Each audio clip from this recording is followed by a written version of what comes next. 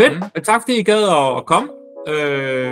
Som I jo ved, så bliver det her optaget, men vi prøver at køre den sådan fuldstændig straight, som et almindeligt business angel møde være, fordi det er lidt ligesom det, der er tanken, det er at sige, det foregår sgu ikke som i Løvens Hule. Det er tv og teater, men hvordan får det i virkeligheden? Og derfor så tænkte jeg, det kunne være sjovt og fedt, I gad at stille op. Så er det måske også interessant for dem, som så ikke kender så meget til det, at høre, hvordan foregår det så? Jeg tror, det jeg lige vil bare forklare her på 10 sekunder, det er, hvordan fungerer det at være early stage investor? Og det ser sådan noget ud af det her. Det sker jo, at det er jo noget med, at hvis man som jeg er ret aktiv, så er jeg måske gerne investere 5 om året, men man får 500 henvendelser. Mange af dem er jo så ikke relevante, fordi det er en farm i Rumænien, eller en modebutik i London, eller et eller andet. Ja. Så sådan en som jeg investerer mest i software, jeg investerer primært i Danmark, jeg investerer i de early stages, sådan pre-seed, som man kalder det. Og det vil sige, at der er rigtig mange, der ikke er relevant. Det er sådan det første screen. Jeg prøver at svare det meste, men ellers så er det i bund og grund mit mål om at møde næsten et nyt startup per dag. Det er det, jeg gør. Det er sådan et, og det er jo typisk online. Og det er sige, nogle dage så er der 2, nogle dage så er der ikke nogen. Men det er sådan i hvert fald 100 på. Og så efter det, så kunne der være et match, og det vil så sige, på nogle af dem, der fortsætter man så med at følge op og have møder og sådan nogle ting. Og det giver så til nogle investeringer. Så kan man så sige, hvorfor sidder jeg så her? Det var lidt specielt, fordi jeg nu skrev lige ud på LinkedIn og skrev, at jeg godt vil have nogen med. Og så en god start, det er jo, jamen, hvordan kontakter folk mig, ser det relevant ud? Og I skriver, hey, I er 3 stifter, det er et godt tegn, det er ikke bare sådan en single guy, der sidder. I søger 2 millioner, det passer også meget godt til, at sådan en angel, som jeg investerer. Jeg investerer typisk mindre, men så går man sammen i et syndikat. I skriver, det er noget med en platform, det er også rigtigt, det er software for mig. Hvis I nu havde skrevet, det var en restaurant, så er det jo ikke interessant for mig. Og så skriver Thomas også det der med, at I er gået i gang med at pilotteste med en MVP. Det vil så sige, at I er ud over rampen, I er ikke bare nogen, der sidder i kælderen. Det er også interessant. Og så havde Thomas vedhæftet sit pitch deck, og det gav også mening. Der kunne jeg lige se, hvad det var for noget. Det virker sgu seriøst, det er i gang i. Og derfor så er det oplagt at sige, jamen det vil jeg da rigtig gerne tage i snak. Så uanset om I har skrevet til mig som en del af det her, hvor vi optager det, eller at det er da helt normalt, så vil jeg sige, det tager jeg gerne det første møde med. Giver det sådan mening? Ja, det giver super god mening. Ja, god. Så er det jo bare det, at dem, der ser Løvens Hule, de også skal vide, at det er ikke sådan noget med, at man siger, at jeg vil have en investering. Altså, eller jeg vil godt investere. Det er jo ikke sådan, det foregår i virkeligheden. Det foregår jo med, at man møder nogen, specielt hvis man ikke kender dem i forvejen, så det her citat fra en amerikansk VC, der hedder Mark Soster, det er rigtig cool. Det siger, I invest in lines, not in dots. Med andre ord, når det er nogen, man ikke kender i forvejen, så må man godt lige se det lidt an. Jamen, hvad er det faktisk? Nu siger I har gang i det der, og der er en pilot, der kører i april. Jamen, så snakkes vi måske ved. Så man skal ikke række ud til business angels 2 uger, inden man skal have pengene. I hvert fald ikke, hvis det er nogen, man ikke kender i forvejen. Fordi det sætter et stress på, som gør, at det ikke er realistisk. Så det normale, det er gerne nogle måneder inden. Det er sådan, altså det er ikke det samme, som man som business angel ikke kan tage hurtige beslutninger, men det er typisk meget svært, hvis man ikke kender hinanden. Så skal man typisk kende nogle af jeres medinvestorer, hvis det giver mening. Og derfor så vil det naturligt også sådan en step for sådan noget som det her, det vil være, hvis der er gensidig interesse efterfølgende, så siger man, jamen lad os tales ved, eller lad os mødes i næste uge, eller ugen efter, eller sådan noget lignende. Det giver mening. Så det var bare lige for at sætte stenen, det er jo sådan lidt unormalt, men det var fordi, det var lidt specielt sat op. Og ellers så tænker jeg bare, at I vil fortælle mig lidt om, hvad I går og laver. Og så ikke fordi jeg sidder og svarer mails, det er så bare tager nogle noter, både for ligesom at give jer den feedback, det jeg tænker, men også selvfølgelig dem, der lytter med. Yes. Cool. Mega fedt. Det lyder helt rigtigt. Jeg tænker, at det giver mening, at vi starter lige med en kort præsentation her. Jeg ved ikke, Rasmus, vil du ikke fange an? Jo, det vil du tro, Thomas. Mit navn er Rasmus, jeg er digital designer, eller experience designer, som man kalder det i dag. Jeg designer digitale experiences, og det har jeg gjort i en række år nu, også blandt andet arbejdet med store brands i ind- og udlandet. Jeg har designet alt i og omkring Hubble-appen, så alt i vores brand og vores visuelle identitet. Ja, og jeg hedder Emil, og jeg står for al vores tech og har udviklet hele vores platform. Før Hubble, der arbejdede jeg som appudvikler og tech lead hos en af Danmarks førende digitale bureauer. Og det er blandt andet også derfra, jeg har nogle oplevelser, som Rasmus og jeg i øvrigt arbejdede sammen med. Og det er de oplevelser, hvor man gik rundt på gangene, og man ikke kendte nogen, og der er ikke nogen, der sagde hej, og der var lige en fredagsbar, man kunne komme til, for at man kunne lære nogen at kende, og ellers var det nærmest sådan socialt svært at række ud til andre folk. Og det var sådan det, der... Må jeg spørge din baggrund? Er du autodidakt, eller har du en uddannelse bag dig? Eller? Ja, altså jeg har egentlig en kan-mærke IT fra CBS, men under studierne så lærte jeg appudvikling og begyndte at undervise i det, og så har jeg egentlig bare gået kodevejen i stedet for konsulentvejen, som CBS måske lægger op til. Cool. Ja, og Emil og jeg er jo tidligere kollegaer, så det er ligesom derfra, det udspringer fra. Så vi fandt ligesom ud af, at vi arbejdede super godt sammen, og så sprang vi ligesom ud i det her projekt. Ja. Ja, jeg hedder så Thomas, så nu er vi i gang med at dele uddannelsesbaggrunden, så kan jeg også fortælle, at jeg har oprindeligt en kan-mærke i forretningsudvikling, men det ligger jo så nogle år tilbage. Men der er fokus på innovation og forretningsudvikling osv., og det er sådan nogle sko, jeg har prøvet at træde sådan i de sidste, i hvert fald 5 år, der har jeg sådan levet det her iværksætterliv, hvor jeg for 5 år siden var med til at stifte virksomheden Mutebox, og havde et par år der, var med til at drive det ud på 3 europæiske markeder. I dag der er den så på 9 markeder, tror jeg, med 25 medarbejdere. Sådan en rigtig spændende scale-up. Det tog det så ud af for et par år siden, og har så haft gang i et andet projekt også, og nu er jeg så i gang med at tilbage til trivselen omkring medarbejdere med Hubble, sammen med de her 2 fantastiske gutter, Emil og Rasmus. Så det er sådan lige helt kort omkring os, og hvem vi er, og vores baggrund, og vi er jo et meget diversificeret team. Jeg tænker, hvis vi sådan lige kan prøve at italesætte den udfordring, vi er i gang med at løse med Hubble, det er egentlig noget, der udspringer af den her enorme vækst, der har været i hybride arbejdspladser. Det er jo nærmest, det er blevet den nye normal for deskworkers globalt. Og der er mange fordele ved det. Altså, vi har meget nemmere ved at få vores hverdag til at hænge sammen, men der er også den udfordring, at hvis man kun møder ind på kontoret 2 dage om ugen eller 3 dage om ugen, så misser man tit sine gode kollegaer osv. Så vi har ikke så mange timer sammen på kontoret.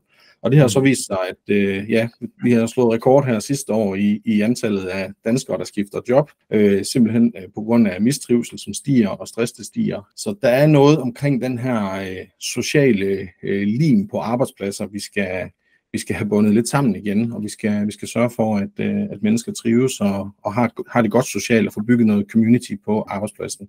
Så det er egentlig det, der er vores vision, ikke? Og vores vision er jo så, at forvandle arbejdspladsen til et fællesskab, som man ikke har lyst til at forlade.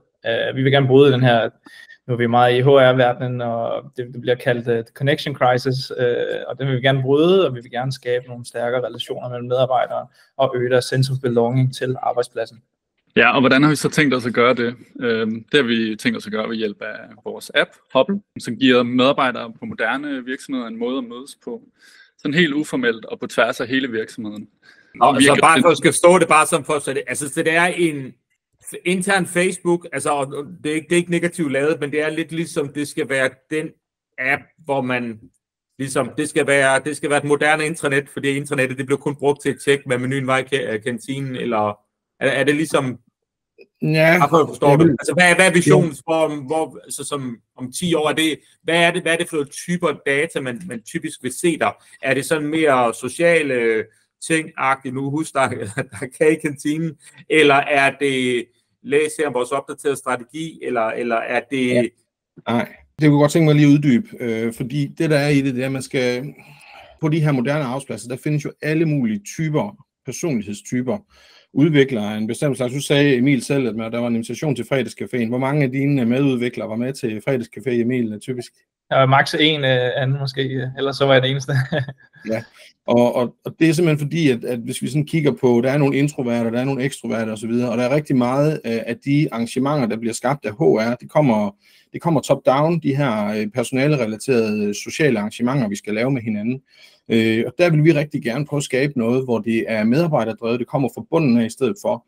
Og hvis du har en Facebook-kanal, eller en Slack-kanal, eller en Teams-kanal, whatever man nu bruger som kommunikationskanal i dag, så blomstrer de her interessefællesskaber ikke, fordi at der ikke bliver rakt ud på den måde. Så vi har gjort det intuitivt, nemt, inspirerende, og kaste nogle bolde op i luften og prøve at, hvad skal man sige... Så det er også det, at Hanne, der laver en løbeklub derinde, eller hvad? Er det sådan ligesom... Okay. Det kan man lave. Nu kan du prøve at se her for eksempel nogle eksempler fra den seneste virksomhed, vi har kørt en pilot hos. Alle de eksempler, der kører igennem her på videoen, hvis ellers den kørte, så det er jo noget, som virksomhedens medarbejdere har lagt op. Og det vil typisk ikke være noget, som ville ske, hvis det var, at man kan sige, at det var en Facebook-kanal eller en Slack-kanal eller sådan noget i den stil. Men så er det primært ting, nu er det jo board game, så er det primært sådan ting after work-agtigt noget, fordi det er jo ikke, man lægger jo ikke derop og siger, hey, nu skal vi diskutere marketingstrategi, kom ind i mødelokale Ulla klokken 14. Altså hvad det her det er til virksomheder, som ønsker at gøre noget for at tiltrække talent. Det er noget af det, de virkelig kæmper med, mange af dem, og at den her illoyale adfærd, der er hos medarbejdere, fordi hvis du ikke føler, at du er en del af det her community på din arbejdsplads, jamen, så kommer der en konkurrerende virksomhed og med et bedre løntilbud eller lidt andet, og så er du skiftet videre. Men hvis du kender folk godt på tværs af afdelinger, vi er især dygtige til at få folk til at netværke på tværs af afdelinger, så får du jo en anden belonging til din arbejdsplads. Og så vil jeg bare lige prøve sådan at fremhæve nogle af de ting, der ligesom er kommet frem, ikke? Altså man kan se den grønne dernede i bunden, ikke? Discuss how Stefan became freakishly strong at arm wrestling. Altså det er jo ikke sådan noget, der dukker op i de platforme, der findes i dag. Så det med, at man kan lade kulturen have sin ånd derinde, og det med, at der kan være nogen, der... Nu er det også kommet frem, for eksempel, jamen, der er nogen, der har katte. Lad os mødes og dyrke den her nørde niche omkring katte. Det kan også være et eller andet game, man har. Og det kan både være på arbejdspladsen, hvor man tager 10 minutters break omkring et eller andet fællesskab, man vil snakke om, eller spille bordtennis eller bordfodbold med en eller anden fra en ny afdeling, eller det kan jo også være, at det er løbeklub før arbejde. Men er det så ikke, at det er reelt? Jeg ved godt, du så siger, at det ikke er Slack, der fungerer, men det bliver jo nok Slack, der er konkurrenten i mange af de her startups, jeg kender i hvert fald, fordi de har ligesom de formelle kanaler, og så er der alle de der omkring sokker og after work drinks og sådan nogle ting. Ja. Det kan du sagtens sige. Vi har bare fået at vide, også fra vores piloter, det er rigtig rart at få det her sociale ud af Slack. Og der er også noget funktionalitet, vi er i gang med at teste af nu her hos pilotvirksomheden, som vi kalder det for Instant Huddles, hvor hvis du sidder, du har lige brug for en break, så kan du trykke på en knap, så bliver du matchet op med en kollega et eller andet sted fra en eller anden afdeling på dit arbejde til at tage et spil bordfodbold, eller hvad det nu er, du leder efter. Så i stedet for, at du altid siger til sidemanden, skal vi ikke lige holde en pause, så rækker man ud i sit community, ud i virksomheden, og så holder man den pause sammen, og så bliver det sådan micro teambuilding i stedet for det er business as usual. Så det har en plads derude. Men ja, meget valid, fordi det er også et pushback, vi har fået, at vi bruger Slack, og det er så indtil man forstår, hvad er værdien af det. Og noget man kan tilføje er jo, at når man signer op her, så vælger man en masse interesser om sig selv, og hvad man kunne være interesseret i, og over tid kommer vi til at matche folk på tværs af de her interesser, og selv foreslå ting, at de her kolleger kunne lave. Men måske skulle vi så hoppe over til jeres piloter, fordi det er jo, jeg ved godt, det måske ikke lige er hvordan, men det er jo så være oplagt, fordi det er jo så meget, sådan som dem her, det er alt afhænger af retention, ikke? Altså det er, at jeg kan sidde og kloge mig på, om jeg tror på det eller ej, men i bund og grund så er min datapunkt ikke noget værd, fordi det afhænger af, om brugerne ude i organisationen rent faktisk vil gøre det. Men det kan vi også også komme tilbage til senere, men det er i hvert fald det, der er. Det kan vi helt sikkert, og det skal også siges, at vi er jo tidligt ude. Altså vi har haft gang i 2 piloter. Mads fra Visma, han har lovet os et par afdelinger, eller Economics sidder han jo i, som vi kan få lov til at teste af i også. Og noget af det, vi har lært indtil videre, det er i hvert fald, at vi prøvede det hos Aarhus Kommune, og det var som om, der fangede det ikke rigtig an. Altså de havde 4 afdelinger, som ville prøve det her af. Det var sådan helt transparent, så var det som om, at der var ikke en kultur der, hvor det måske var noget, man ville gøre. Altså, de havde et bordtennisbord, men de 2 gange, vi var deroppe, der var der ingen, der spillede på det. Så det var der er måske lidt i forhold til kulturen, og er det okay at gøre sådan noget på men det kræver jo også lidt, altså igen, det er nu, jeg er ikke ekspert i alle organisationskultur, men der er bare meget stor forskel ikke på, hvordan man, altså det er jo noget af det, som mange af de unge startups gør meget af det her, og ligesom at vi laver også mange ting andre sammen, hvorimod hvad virksomheder, som jeg var i tidligere, altså jeg siger ikke, det var julefrokost, men det var sådan set stort set julefrokost, ikke? Altså så var der 1 ud af 100, der var med i en løbeklub. Men det er jo omvendt der, hvor pengene typisk er, ikke? Fordi at sælge til scale-ups er typisk ikke særlig fedt, fordi de er ikke store. Man skal have dem der har 3.000 ansatte og er villige til at betale Præcis. Ja. Og det er jo også der, hvor der er lang afstand mellem dem, der har fælles interesser. Man kan jo ikke vide, at der sidder en helt anden afdeling en kilometer væk, der har de samme, præcis samme interesser, eller en interesse som mig i min fritid, for eksempel. Ja. Og man kan sige nu, en virksomhed som PriceShape, jeg tror, de er sgu nok 85 nu. De vækster med 5 nye medarbejdere i måneden og har virkelig fart på og skal rykke fra 600 kvadratmeter til 2500 lige om lidt. Og det er sådan en fast-growing tech company i Aarhus. Og de har virkelig taget det til sig og synes, det her det er fedt, at de opretter hubbles, som vi kalder dem, og deltager i dem. Og det er sgu fedt at se. Så der er et eller andet i, at det her med, at hvis du er lidt tidligt i din karriere, du ikke har haft så lang tid på den pågældende arbejdsplads, jamen, så har du selvfølgelig også en anden motivation, og det er også det, al forskning viser, at det er der, du er allermest motiveret for at engagere dig socialt. Ikke? Det er i hvert fald blevet underbygget af de 2 piloter, vi har haft indtil videre.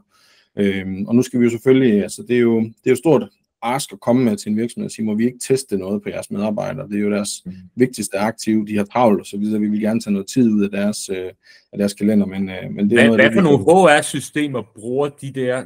Altså det ved jeg godt, det er 3 meget forskellige virksomheder, men hvad for noget? Fordi det jo typisk være, hvis man skulle have djævelens advokat her, så man sige, at det her en feature, eller er det en virksomhed? Ikke? Altså forstå på den måde, om det er noget, som der er rigtig mange, der begynder at lave de der HR-tech inden for employee engagement og surveys, og altså lige fra medarbejderanalyser til løbende feedback, hvordan min chef har det, om jeg er stresset eller alt muligt andet. Der kunne man godt, det er jo en naturlig del af hverdagen i, kan man sige. Man kan jo sige lige om lidt, så kommer vi til at tale om, hvad er vores vision, hvad vil vi gerne have, det skal hen, fordi det her, det er jo en MVP, så den har jo en ret grundlæggende funktionalitet, hvor vi kan få testet noget af det af, vi gerne vil. Og det er jo klart, når vi udsøger penge, så handler det jo også om, at vi jo også skal udvikle os. Så vi kan jo prøve at kigge lidt på, hvad skal Hubble være på et tidspunkt. Og vi har jo virkelig talt med mange medarbejdere og HR-professionelle og så videre, og noget af det, vi har fået rigtig meget feedback på og har fået at vide ligesom er en udfordring for dem, det er den her niche, der handler om social onboarding. Det her med at få nye medarbejdere godt integreret på arbejdspladsen. Hvordan kan man gøre det? Altså der er rigtig mange virksomheder i dag, så skal du se de her videoer, og så får du en body, som hedder Frans, og han har været i 20 år, og så held og lykke, sig til, hvis du har spørgsmål, eller lignende. Og så er der nogle større organisationer, hvor man har noget mentoring for nye medarbejdere, og noget vidensdeling på tværs og så videre, men der er ikke nogen af de her etablerede HR-systemer, der har grebet den der bold og sagt, men der er vel, nej det er der ikke, men jeg ved, at der er et par enkelte startups, der er et blandt andet i Danmark, var det der blev solgt, hvad det hedder, det der er fokuseret på onboarding af medarbejdere. Der var der en af mine gamle Peneo-ansatte, der arbejdede i det. Der er en, der hed Peakon, som blev solgt, men det var ikke... Nej, der er ikke Peakon. Employ eller sådan noget lignende, ikke? Det er jo et dansk startup, som også blev solgt i hvert fald, men de laver lige nøjagtigt det her, så vidt jeg ved. Nej, det gør de ikke. Det er sådan mere over i den mere traditionelle software. Altså hvis du går ind, så er det jo... Det er lavet til HR. Det er bedre og nemmere HR-processer. Et HR-system, der samler alle... Så er det ikke dem, det er ikke... Okay, du kan ikke huske det, men jeg har blevet pitchet til et... Ja, det ved jeg ikke. Vi har ikke kunne finde dem, der... Det gemmer sig godt i hvert fald. Vi har ikke kunne finde nogen, der har vundet den der niche, hvor de siger, jamen, når du starter på en ny arbejdsplads, eller faktisk allerede inden du starter på en ny arbejdsplads, så skal du have et godt indsigt i det sociale, der foregår, og så skal du simpelthen blive taget godt imod af dine kolleger. Og det er ikke fordi, at HR skal bruge en masse tid på at pege på Ulla, der skal sørge for, at Pia hun får en god start. Altså det er noget, hvor det er community-driven, hvor man kan ved hjælp af en kombination af noget gamification og ved at få udvalgt nogle medarbejdere, der kan gribe de her bolde, så kan man simpelthen få skabt en god social onboarding, hvor den nye medarbejder bare føler, at hold da op, de tager sig godt af mig her, jeg føler, at jeg hører til, og jeg kommer ud i organisationen, jeg kommer ud og møder nogen på tværs af afdelinger, for eksempel nogle taskkort, der gør, at hils på marketingafdelingen og hils på salgsafdelingen osv., som du lægger op, og så er der nogen, der griber dem ud i de enkelte afdelinger, og af egen fri vilje får folk integreret i virksomheden. Det er sådan vores vision for det her, hvor det skal hen. Og det spiller jo rigtig godt sammen med at være en social platform, hvor vi sørge for, at mennesker trives i organisationen. Man kan jo lige supplere med, at det vi netop også kan se hos vores pilotvirksomhed, er, at der er mange internationale og nye, der netop interagerer ekstra meget i Hubble. Så der er noget, vi kan mærke, at der er noget, der er tiltalende for dem. Det er derfor, vi også rigtig gerne vil prøve at gribe dem noget mere.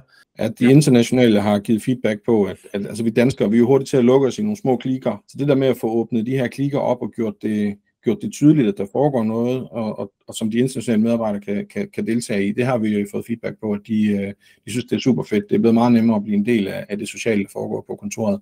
Så der er altså også noget omkring den del, ikke? Hos ByShape, der har de jo over 20% internationale medarbejdere. Ikke? Så det kan noget, men ingen tvivl om, Nikolaj, at vi er jo der, hvor vi skal finde vores helt rigtige product market fit, og hvem er vores ICP, og hvordan scorer man den kunde, uden at både tid og omkostninger stikker af. Og så vi er jo tidligt i rejsen, og som du selv siger, det tager jo også tid at rejse penge, så vi er jo også ude og gøre opmærksom på, at vi er her, og for at kunne lykkes med det her, så skal vi bruge penge, og så kan man måske følge hinanden og se, hvad sker der, og så på et eller andet tidspunkt, så siger man, nu er den der, nu skal vi bruge penge til. Jamen, det er også den rigtige måde at gøre det på. Ja, men skal vi ikke bare, det var sgu egentlig... Det er sgu egentlig det her slide. Jeg tænkte på, fordi... Okay, yes. Det var fordi, jeg troede, I havde nogle flere slide. Det er fordi, jeg sammenlignede med det slide. Ja, vi har flere slides. Nej, det var ikke... Og vi kan sagtens... Vi har lidt omkring markedsstørrelse, hvis det er. Det kan vi sagtens... Nej, det var ikke så meget det, fordi det kan man altid... det var ligesom den der med de der næste step, de der piloter, jeg arbejder med, men det var også det. Jeg kan jo starte med at give så min feedback, sådan, hvordan jeg tænker sådan en som jeg. For det første, så starter man altid, altså pre-seed, det er fandme teamet, det er ikke andet. Altså det må man bare se i øjnene. Det er sådan, jo, det er selvfølgelig lidt man har en mave for dem som noget, men det er i bund og grund et bet på teamet, og det der selvfølgelig er fedt, det var faktisk bare fedt, at du også, Emil og Rasmus, det der med, I kender hinanden, har arbejdet sammen. Fordi, som jeg plejer at sige, der er stor forskel på, der egentlig synes, der er sjovt at drikke øl sammen med, men jeg ved ikke, om personen kan arbejde sammen med. Men hvis man har set hinanden i små, stressede situationer, det er faktisk ret godt. Og så det der med, at I har de komplementære kompetencer, og så selvfølgelig, at Thomas har lavet startup før. Så det er jo inden for mit space, der hvor jeg vil være bekymret, og nu kan det lyde meget negativt, men det er bare fordi, det er sådan, som angel og investor, der finder man bare kun huller i osten. Det er ligesom det, ikke? Og det jeg jo være, det var omkring det der med, er det her en feature, eller er det et startup, det der med, om det her skal være en del af nogle andre suite eller ej. Men det er jo ikke det samme som, at man ikke kan komme derhen, fordi der er jo så nogen, der skal bygge det, ikke? Det vil så sige, at det kan ske, det er en selv, der starter fra det her område, og der er nogle andre startups, der kommer fra her. Men det er nok der, hvor jeg vil være mest sådan, men jeg er også meget kynisk nok omkring mine egne evner til at forudsige det, så jeg simpelthen erkender, at det forstår man ikke. Man skal datapunkter for kunderne, ikke? Og det er også derfor, at når jeg sidder med sådan nogen som jer, så selvfølgelig er der noget omkring de kunder og piloter, I allerede har, de kontakter sådan en, som jeg nogen ofte har, fordi det er typisk sådan et næste skridt i sådan noget som det her. Udover at man skal se hinanden og måske møde hinanden fysisk, så plejer det at være sådan, kender jeg 3 virksomheder, som jeg måske kunne få jeres sådan standard mail på, og se om de jo mødes med. Og det bruger jeg selvfølgelig på 2 måder. Jeg bruger det jo, en måde det er at sige, jamen folk jeg tror, eller virksomheder jeg tror, der har behovet, hvordan tænker de om det her? Ja. Og selvfølgelig også, hvis de så rent faktisk vil mødes med jer, fordi de erkender, at de har et behov, hvordan synes I så, I agerer i en salgssituation? Altså kan I finde ud af at sælge ind til dem? Fordi det er jo meget, lad os være ærlig, det er jo ikke det bedste produkt, der vinder i entrepreneurship, ikke? Så det er sådan typisk sådan, som jeg tænker, så tænker jeg også omkring det der med, hvad er egentlig jeres sådan beachhead? Altså det der med omkring, hvor starter man med sådan noget? Fordi problemet er lidt, at alle starter med de samme type virksomheder, altså det har jeg selv haft en tendens til. Vi starter alle sammen med scale-ups, vi kender, og alt muligt andet, og de har nogle fede brand names. Hvorimod det ikke der betalingsvilligheden typisk er, ikke? Så man skal ind i de der lidt, nu siger jeg, kedelige brancher, ikke? Altså hvis du tager Beneo, som jeg har stiftet, vi startede med at tro, vi skulle sælge til små reklamebureauer og sådan nogle ting, og vi ender med at sælge til revisorer og advokater, ikke? Fordi det der pain er størst, ikke? Så synes jeg, det er fedt, det I har lavet det der med omkring, altså I er ude og snakke med en masse HR-professionelle omkring det, men man bliver også en lille smule, okay, men man får næsten altid positiv feedback der. Man skal selvfølgelig starte der med sådan nogle interviews, men der, hvor det virkelig gælder, det er, der er nogen, der rent faktisk vil proppe det ned i deres organisationer og bruge tid på det, ikke? Og så det er så lidt, så sådan en business som jeg tænker, det er inden for mit felt, det kunne være interessant at lægge hovedet lidt i blød, og så sige, kunne I sende mig jeres salgspitch-dæk, og se, om jeg kunne finde 3 virksomheder, som rent faktisk synes, det var interessant. Ja. Det er sådan typisk den første, og så vil jeg finde ud af, at synes de faktisk, det kan noget, ikke? Og så hvis de gider mødes med jer, så er det sådan et godt feedback efterfølgende at tage et statusmøde efter I har haft møde med sådan 2. Og så vil jeg pleje at sige til startups, det er jo, forhåbentlig kan det generere lidt værdi, uanset hvad det fører til, uanset om jeg ender med at investere eller ej, men så er det en god måde at, ligesom at kende hinanden lidt nærmere på den måde, hvis det giver mening. Det gør det bestemt. Nu flere testvirksomheder, vi ligesom kan få på, nu mere lærer vi, og nu mere kan vi skære vores produkt til. Så. Ja, helt bestemt. Ja, I forhold til dem, du kender, Nikolaj, så tror jeg, det er vigtigt, at det er nogle virksomheder, jeg ved ikke, om du har tankerne, men nogen, hvor der er mindst 50, gerne 80 eller flere medarbejdere, fordi ellers så kender vi fornavnene på hinanden, og den der værdi i at komme ud i organisationen og møde nogen, man ikke kender i forvejen, den bliver lidt for lille. Så det er jo problemet. Det er jo problemet, fordi jeg har været så meget i startup-verdenen, at mit netværk, det er jo startup. Men jeg tænker sådan noget som Penneo, ikke? De har plus 100, de er internationale, de har nogle forskellige lokationer.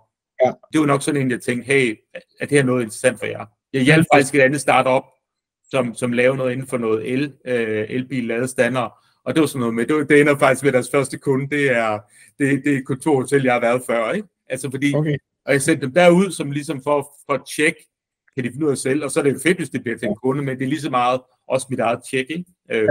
Så, men sådan noget som Penneo kunne måske godt være noget, hvor jeg prøver at sende til en af mine gamle.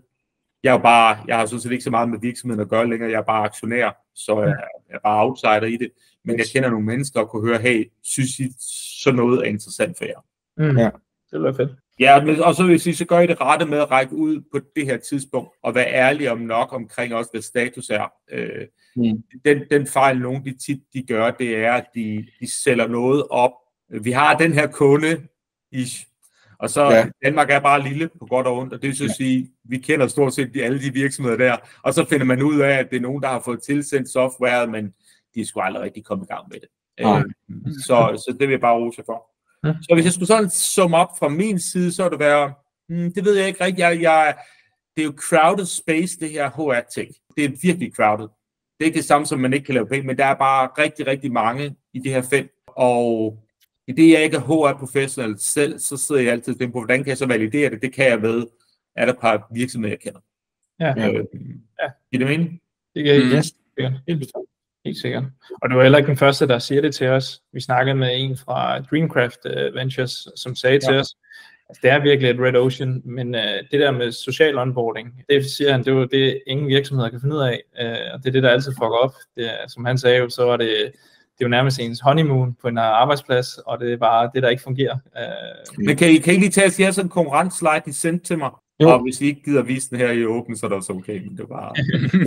Vi har faktisk ændret lidt i den, og sat nogle andre aktier på, fordi vi egentlig er meget omkring det her med at bygge community, og så har vi en forskel i, at vi ikke er et eller andet tungt HR-værktøj, der er presset ned oppefra, som er ikke særlig brugervenligt osv. Det er jo super intuitivt, så der er altså et eller andet omkring, at det er noget medarbejderne synes, der er rart at gå ind i og bruge.